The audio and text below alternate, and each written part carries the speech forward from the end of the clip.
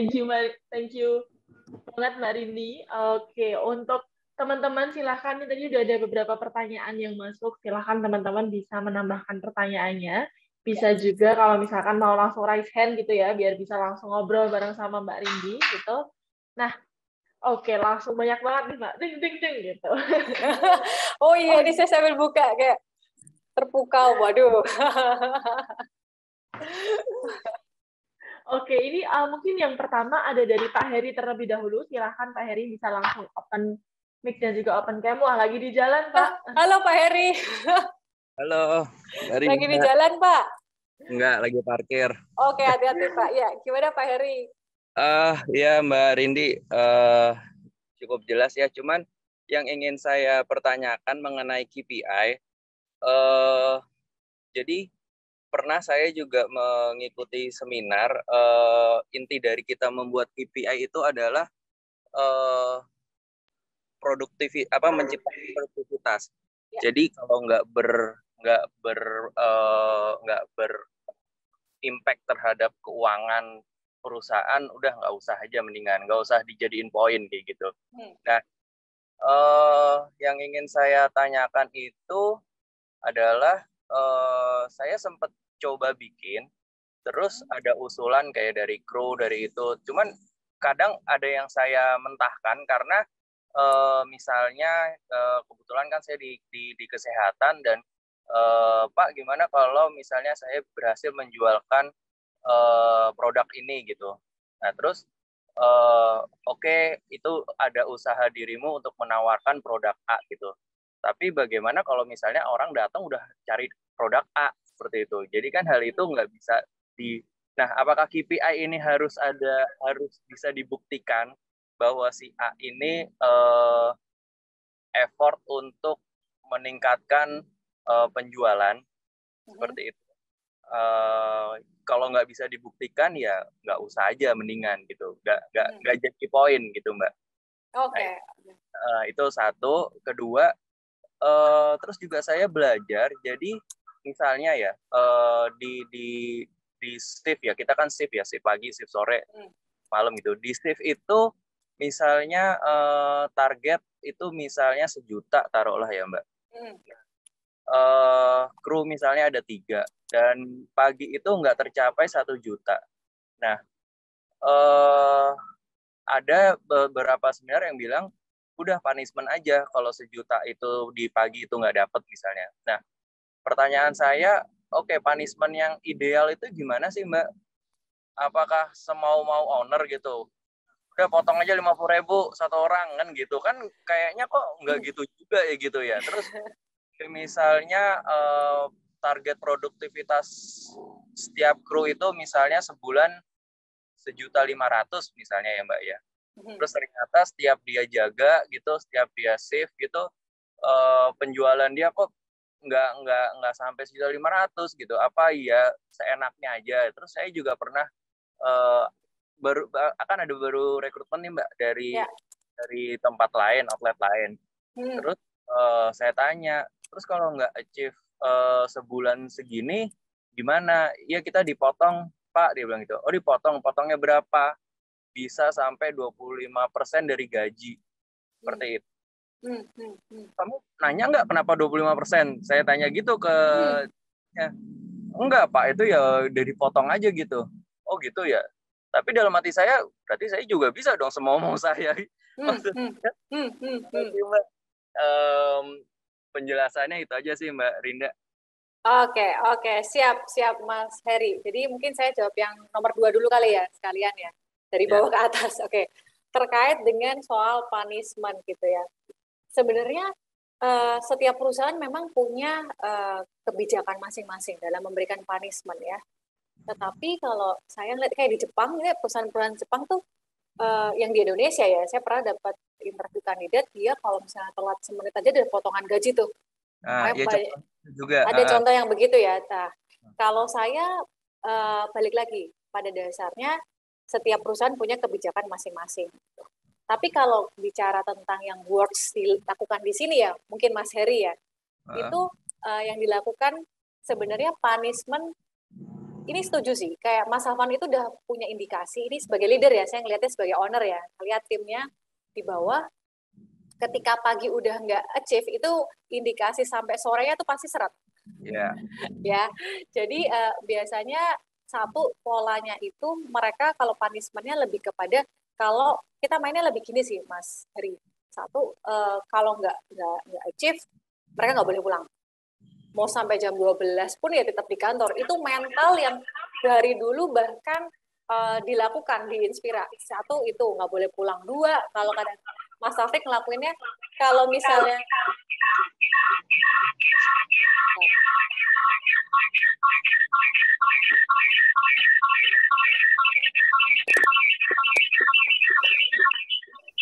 Mbak Rifda, ini saya yang menggema ya, Mbak? Aman, Mbak, udah. Aman, oke. Oke. Biasanya yang terjadi kalau belum achieve target nggak boleh duduk. Nah ini anak aksara sering nih. Mereka sambil berdiri untuk apa ya? Untuk ngelakuin itu gitu. Karena satu kita pinginnya lebih ke mentalitas yang kita tekenin. Oke, kalau misalnya mau ada kebijakan mengurangi salary, kalau kami di Aksoro kita nggak main itu. Tapi emang benar-benar kita menumbuhkan dari keinstal dari sininya itu kayak apa ya, mentalitasnya yang kita ingin tumbuhkan. Jadi bukan karena semata-mata, kan ada juga ya udahlah nggak apa-apa kurangin gaji gitu, nggak ngaruh. Ada mungkin juga orang yang seperti itu gitu. Tapi kalau kita nggak main di angka karena satu ya kami ingin memanusiakan manusia kan sebenarnya. Basic needs-nya tetap dijaga. Takutnya kalau basic needs-nya kita otak-atik malah justru jadi makin demotivasi itu yang terjadi. Jadi kita mainnya lebih ke yuk main games bareng. Dan games itu, punishment itu paling works Mas Heri ketika disepakati dari merekanya sendiri. Kalian mau kayak gimana? Ayo, ini kalau nggak achieve gimana gitu. Ya udah nggak pulang, oke gitu. Itu leader enak banget tuh gitu. Uh, Justru malah lebih seru di situ. Jadi punishment yang create adalah timnya sendiri. Kalau kita nggak achieve, teman-teman mau ngapain gitu. Itu malah justru menimbulkan mental kesulitan. Kalau di Aksoro walaupun misalnya yang nggak deal dan atau nggak achieve target adalah tim salesnya, ya nggak boleh pulang itu semuanya. Se-copywriternya, se-desainernya, se-operationnya, se-HR-nya nggak boleh pulang. Tapi itu kesepakatan bersama Mas Heri. Jadi menurut saya coba ditawarin ke teman-teman gitu, di encourage, ayo kalau kalian nggak achieve, kalian mau bikin apa gitu. Punishment-nya dari kalian deh gitu. Itu menurut saya malah works dan sense, malah kesulitan antar timnya malah seru tuh yang terjadi di sini gitu ya. Dan tentunya yang kemarin saya share juga ya sama Mas Heri ya kalau nggak salah tentang tabungan emosi. Ketika mereka sekalinya mereka achieve Mas Heri, apresiasi itu harus jangan sampai kehilangan momen. Dia langsung achieve di hari itu, rewards-nya pun juga harus langsung kelihatan. Rewards itu nggak harus semata-mata dalam konteks bonus dan semuanya. Dikirimin Jeko gitu, biasanya Jeko ya Mbak Rifda ya. Dikirimin kopi itu udah happy tuh mereka. Kayak kemarin saya kasih deal-dealan sama mereka, saya kirim kopi, udah happy aja tuh anak-anak muda gitu ya. Jadi treatmentnya adalah gimana punishment itu dari mereka, dan sekalinya mereka achieve, apresiasinya nggak boleh ketinggalan. Itu Mas Hari. Jadi balik lagi ke kebijakan company, dan intinya fairness sih Mas Heri. Fairness ya, ketika emang kesepakatan ini udah disepakati bersama, kalau mereka pada akhirnya nggak boleh pulang ya, kan kita ada kesepakatan bersama, adil gitu. Tapi kalau ujuk-ujuk, misalnya mereka nggak achieve target, dipotong gajinya, nggak ada informasi, wah itu kan nggak fair. Hal-hal itu yang harus tetap dijagain. Terus yang berikutnya tentang KPI, tentang pembuktian ya. Itu bisa di breakdown dua hal sih. Satu, emang yang mereka emang kalau di Aksoro tuh misalnya mereka dapat dari leads gitu ya, iklan masuk gitu ya, atau mereka yang jemput bola, personal approach, itu dibedain gitu ya. Jadi sehingga kita bisa breakdown. Ya kalau misalnya ada orang yang datang langsung minta beli ya, kan nggak mungkin kita tolak juga ya kan. Nah di situ kita harus bedain dua. It's okay, dimasukin aja gimana pun kan itu apa ya, prosesnya mereka juga. Nah mungkin ditambahin satu, ketika ada orang yang datang ke kita gitu ya, ataupun kita jemput bola, satu sih ini juga jadi challenge buat para sales di tempat kita adalah service. kita nambahin KPI service mereka. Bahkan kita lagi mau kirim ini nih buat mereka belajar copywriting. Karena kita bisa melihat gimana mereka melayani customer. Gimana pun mereka, kalaupun nggak cuman yang asal kalau hard sell, orang kadang-kadang customer kan udah mundur duluan ya. Jadi hal-hal yang seperti itu bisa ditambahin breakdown. Satu, tadi dipecah yang mereka jemput bola sama yang mereka emang udah dapat orang orang itu datang dengan sendirinya. Itu buat apresiasi sih, apresiasi. Terus yang kedua adalah kalau di saya create deal maker, mereka harus punya jiwa service gitu. Jadi dengan sendirinya customer yang ngerasa kayak awalnya ragu, itu kan bibit-bibit ya sebenarnya ya. Ketika kita mendapatkan service yang bagus, customer tuh jadi kayak magnet gitu, datang sendirinya dengan kita. Jadi kayak dia bisa akan ngomong ke orang-orang, beli di sini deh, service-nya bagus tuh gitu. Nggak tahu produknya bagus apa enggak, tapi ketika udah menggaung-gaung tentang service gitu ya, lu coba deh beli ini tuh, service-nya bagus banget. Itu sangat sering terjadi di telinga saya terdengar ya. Jadi itu Mas Heri yang bisa salah satu kita kasih masukan ke Mas Heri, nambahin kolom service dan di breakdown tadi.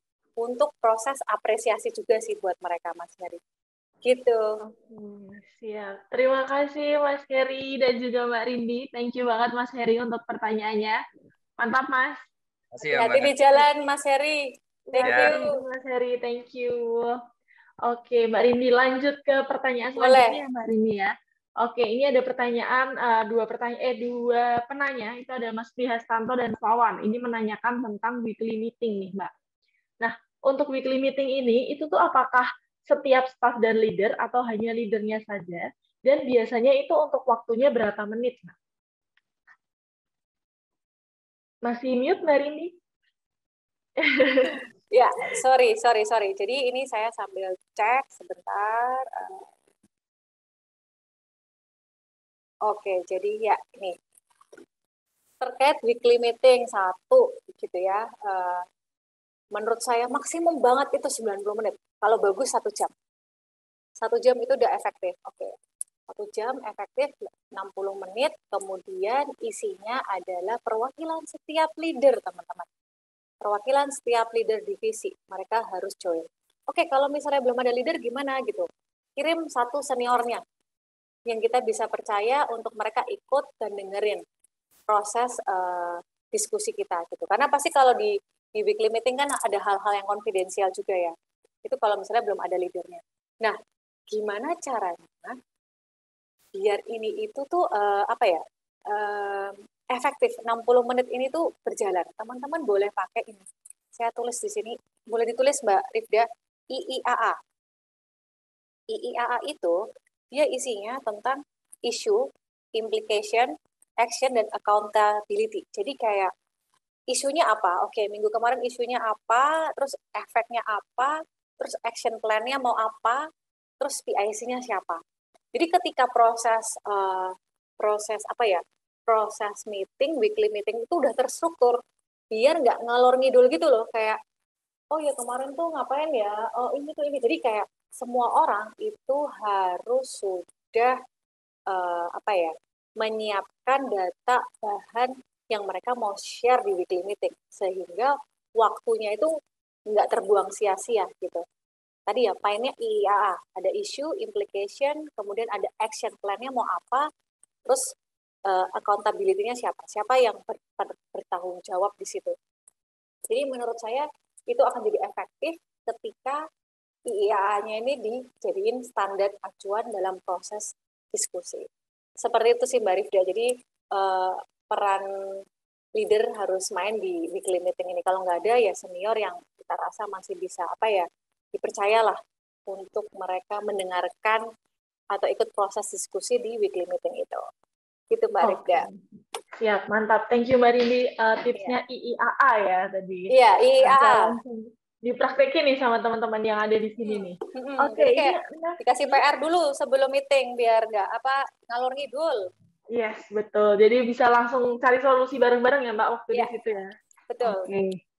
Oke, next ini ada pertanyaan dari Mbak Alexander, Kak Alexander dan juga Nur Saadah, Kak Nur Saadah. Ini kita lagi kerepotan untuk menulis iklan lamaran pekerjaan yang menarik, gitu, yang menarik untuk kandidat, gitu ya. Oke, nah sebenarnya gimana sih Mbak cara menulis iklan lamaran pekerjaan supaya banyak yang datang, tertarik, dan gimana caranya supaya sekali nge-interview itu bisa langsung banyak orang? Oh, oke, ya. Jadi menulis iklan lamaran kerja gitu ya. Satu, jangan bertele-tele menurut saya. Kayak we are hiring gitu. Please join us gitu, kayak ayo gabung sama kita. Ada tagline tentang ngundang mereka gitu. Kayak ada ajakan, kalimat ajakan tadi ya, kayak join us gitu misalnya. Kemudian setelah ada tagline besar itu, kasih satu posisinya, positioningnya apa yang dicari, accounting staff misalnya. Tuh. Terus yang berikutnya job desk-nya seperti apa gitu. Nggak harus yang bertele-tele. Kalau misal pun ternyata nggak harus job desk, kualifikasi sih boleh sih. Menurut saya itu paling lebih penting sih. Kualifikasi tentang syarat-syarat yang mereka harus penuhin gitu di awal. Dan jangan semuanya, jangan sampai detail banget, maksimum banget 7 poin kualifikasi teman-teman ya. Karena kalau misalnya udah lebih dari 7, orang biasanya nyekip, aduh ini apa sih, pusing duluan nih gitu. Terus kalau misalnya nih ada yang kan ada tuh harus nyertain ijazah, nyertain sertifikasi, itu orang keburu males duluan untuk apply. Itu hati-hati ya teman-teman. Jadi jangan terlalu ribet, kasih maksimum 7 kualifikasi yang harus mereka penuhi gitu. Background pendidikan diprioritaskan, manajemen atau komunikasi, umur misalnya kalau ada gitu. Terus misalnya dia bisa, kalau videografer dia bisa alat apa gitu. Yang poin yang utamanya aja gitu. Tapi kalau poin-poin yang lain kayak menyertakan sertifikasi, kayak misalnya kan sekarang banyak juga tuh surat vaksin gitu ya. Itu nanti dulu aja. Bikin yang mereka ngerasa easy banget, gampang banget untuk apply gitu. Nggak ribet duluan di awal. Itu akan mempengaruhi jumlah orang lebih banyak apply sama kita. Terus yang berikutnya sertakan email tentunya, email kantor. Gitu kalau teman-teman ada yang sudah ada email perusahaan resmi gitu ya, G Suite gitu. Jadi teman-teman cek namanya G Suite itu buat misalnya rindi.alorero@inspiragroup.co.id, nah itu ya. Bukan yang @gmail biasa gitu, itu juga mempengaruhi tingkat trust sebenarnya. Tapi kalau misalnya buat bisnis yang lagi mau bertumbuh atau baru mau create, it's okay sih. Pakai misalnya rindi.hraksoro@gmail, it's okay. Tapi kalau misalnya teman-teman mau pilihan yang idealnya, teman-teman harus punya email perusahaan. Itu menciptakan trust. Kemudian kalau untuk menggugah gairah itu adalah satu, benefit apa yang mereka bisa dapat. Benefit itu bukan nominal ya teman-teman. Saya sangat tidak pernah melakukan benefit secara men-sharekan tentang gaji bisa dinego yang kayak gitu-gitu. Saya nggak main di situ. Saya lebih menawarkan tentang benefit values perusahaan kita, kemudian tentang pertumbuhannya mereka gitu, development programnya buat mereka tuh apa sih gitu. Itu yang biasanya saya tawarkan, dan ya puji Tuhannya sih banyak yang pada akhirnya apply ke kita gitu, karena iklannya nggak yang muluk-muluk tetapi clear lah paling nggak. Kalaupun mau muluk-muluk, mau panjang, it's okay, tapi step poin-poinnya harus clear, mudah dipahami, dan ditambah visual yang menyenangkan gitu. Jangan sampai udah poinnya banyak, visualnya nggak mendukung, ya jelas itu udah ke skip gitu sih Mbak Rifda. Dan tadi dari Mbak Nur ya. Oke, siap. Berarti nggak usah terlalu banyak poin-poinnya ya Mbak Rini ya, yang Iya. bikin mereka gampang untuk apply gitu. Iya, yang penting mereka ngerasa. Dan satu sih, kemarin saya sempat ngecek ada tim offline kan kirim contoh lowongan, habis setelah event sih ada yang japri minta tolong dicekin. Itu satu juga sih insight mungkin buat teman-teman, kalau mau bahasa Inggris, kalau mau bahasa Indonesia ya bahasa Indonesia gitu. Gitu sih. Kecuali tagline ya it's okay, tapi kalau misalnya kecampur-campur Inggris Indonesia malah orang nanti bingung. It's okay, Indonesia aja. Oke, siap. Thank you Mbak Rindi untuk penjelasannya. Langsung bisa dipraktekin nih sama Mbak Nur. Ya. Ini next ada pertanyaan dari tim HR Gorontalo. Oke, halo tim HR, sama-sama HR. Nah, ini gimana nih? Timnya itu udah ditegur berkali-kali, tapi setiap kesempatan yang diberikan itu tidak digunakan dengan sebaik mungkin gitu. Udah pernah dikasih tahu, udah sampai dibilangin kalau misalkan diulangin lagi, kamu udah nggak di sini ya gitu. Tapi akhirnya pun dia meminta-minta untuk diberikan kesempatan, tapi nggak ada perubahan gitu, Mbak. Nah, kalau yang kayak gini biasanya gimana nih, Mbak? Oke, ya. Ini ngeyel ya, ini ya konteksnya ya. Kalau yang ngeyel, nggak produktif, nggak sesuai dengan culture sih, saya nggak akan yang terbuai dengan please-please-nya dia, kalau saya ya. Karena balik lagi saya ingin ngejagain orang-orang yang bagus, dan saya ingin secara waktu, tenaga, pikiran saya buat orang-orang yang emang saya ingin keep gitu. Satu, kalau ini saya perlu cek juga gimana proses negurnya. Apakah sudah clear atau belum nih gitu. Jangan-jangan kita ngasih feedbacknya atau negurnya belum clear gitu. Kadang-kadang kan kita muter-muter karena nggak enak kan mau negur kan, muter. Terus orangnya bingung, ini saya ditegur apa cuman kayak diingetin atau emang bakalan dikasih sanksi. Nah itu perlu dicek nih ya. Apakah proses komunikasi kita sudah tepat, sudah clear atau belum nih ketika kita memberikan teguran itu. Dan perlu dikasih hint. Ketika ini tegurannya, dia sudah melakukan kesalahan, bahwa ini adalah teguran sanksi. Gitu. Sanksi teguran nggak cuma yang kayak, hei kamu jangan ya, udah titik. Tapi ketika ada teguran ini, dan dia melakukan hal yang sama lagi, itu udah masuk ke surat peringatan pertama. Gitu, stepnya ya. Kalau misalnya dia berulang lagi, masuk ke surat peringatan kedua. Terus kalau misalnya dia melakukan hal yang sama, udah selesaiin. Dia mau mohon-mohon, nggak akan kita proses gitu. Dan teman-teman, apakah Mbak Rindi, kalau misalnya ini harus stepnya SP1, SP2 sampai pemutusan itu harus nunggu yang lama gitu ya. Balik lagi ke apa ya, kadar yang dilakukan gitu. Kalau yang kemarin saya udah cerita belum ya Mbak Rindi tentang ada yang korupsi ya jelas nggak mungkin saya tahan di sini. Kejadian kemarin ada yang korupsi ya jelas saya udah cerita belum ya Mbak Rida kemarin ya? Waktu di offline udah sih, Mbak. Oh udah, oke. Jadi belum ya? Oke, jadi ada yang korupsi, ya saya nggak mungkin dong saya ngasih SP1 ya nanti 2 minggu lagi saya lihat ya kamu korupsi apa enggak, ya nggak mungkin. Jelas-jelas itu udah integritas yang paling mendasar. Saya langsung udah lepaskan orang yang seperti itu gitu. Terus yang pertama, contoh yang gimana sih caranya kalau misalnya bedain dia ini masih perlu pakai step-step apa enggak? Dua. Karena balik lagi kalau udah ada culture enak teman-teman. Kita tuh ada integritas tentang menjaga nama baik perusahaan. Kasusnya itu adalah orang ada dua karyawan gitu, bukan di Aksara. Orang Aksara aman lah ini. Dua karyawan ini mereka saling selingkuh. Wah, menarik ya. Jadi satunya sudah punya suami, yang satunya masih jomblo lah, masih bujangan. Gitu.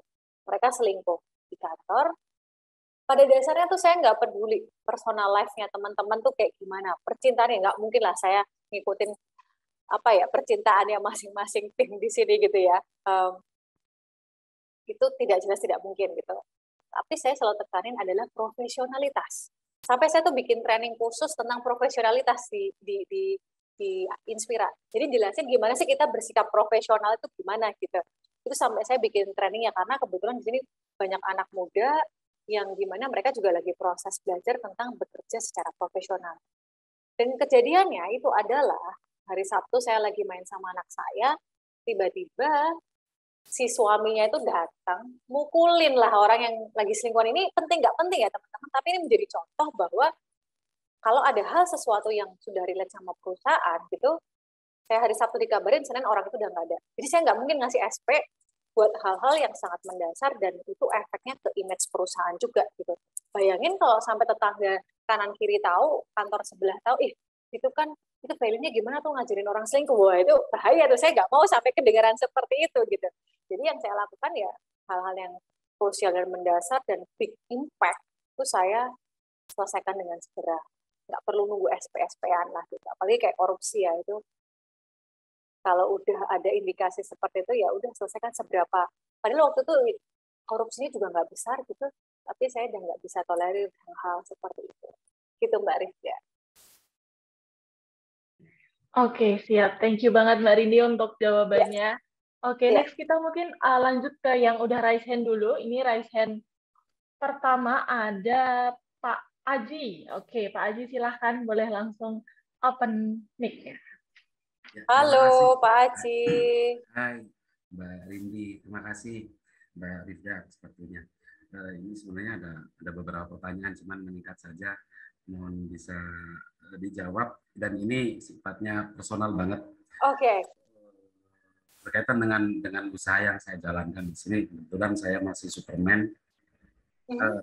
Jadi seringkali banyak hal-hal teknis yang saya masih lakukan di sini. Dan ada juga kendala, dilemanya saya di sini juga terkait dengan penggajian dan jam kerja. Karena kan ini ada korelasinya juga ya Mbak ya. Jadi saya agak dilema juga, ini saya kerja jam segini tapi gajinya segini gitu. Yang tadi saya kutip dari kata Mbak Rindi juga, memanusiakan manusia gitu. Nah, ini ukuran untuk gaji yang ideal. Setelah saya lihat-lihat apakah ngikutin UMK, apakah seperti apa Mbak, itu mungkin bisa dibantu dijelaskan. Sama satu lagi Mbak ya, terkait dengan sikap ketika di forum. Ini alamiahnya saya kadang itu ada suka keceplosan juga gitu secara emosional ketika melihat satu tim lagi di forum meeting gitu, dan dia tidak ketahuan atau terlaporkan tidak achieve atau tidak melakukan yang sudah menjadi seharusnya dia kerjakan.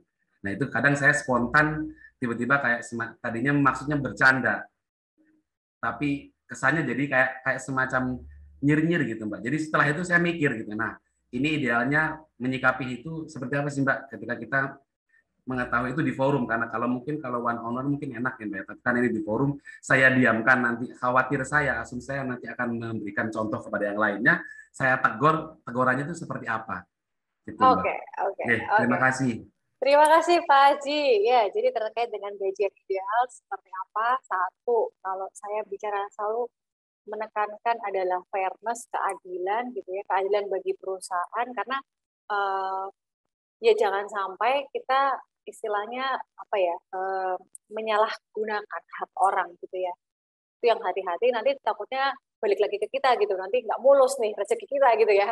Apa sih kalau istilahnya mungkin kayak zolim gitu kali ya. Jadi bagaimana kita bersikap adil gitu. Pada dasarnya kalau UMK itu yes, itu harus. Jadi harus ada gaji berdasarkan UMK khusus untuk yang full time. Ya, untuk yang full time. Ya, emang full time itu gimana kerjanya? 40 jam seminggu ya teman-teman ya. Itu berdasarkan undang-undang adalah 40 jam seminggu bebas. Misalnya 40 jam seminggu itu diambilnya dari apakah Senin sampai Minggu, tapi ada hari liburnya satu gitu ya, tapi dihitung proret intinya semuanya 40 jam dalam satu minggu. Itu terkait jam kerja dengan gaji, karena balik lagi walau-walam sih sebenarnya, oke kita udah gaji segini, tapi biasanya owner tuh oke, gue udah gaji segini ya, gue kasih lah apa yang lu mau. Tapi lu harus gimana caranya dia bisa produktif sama kita, berimpact balik ke kita gitu. Jadi itu baseline-nya adalah tentang UMK dan jam kerja. Kalau itu full time, tapi kalau misalnya dia freelance, sebenarnya kita lebih bisa mainin sih Pak Aji dan teman-teman di sini. Apalagi kalau internship gitu, kemudian freelance itu kecenderungannya tidak harus berdasarkan UMK gitu.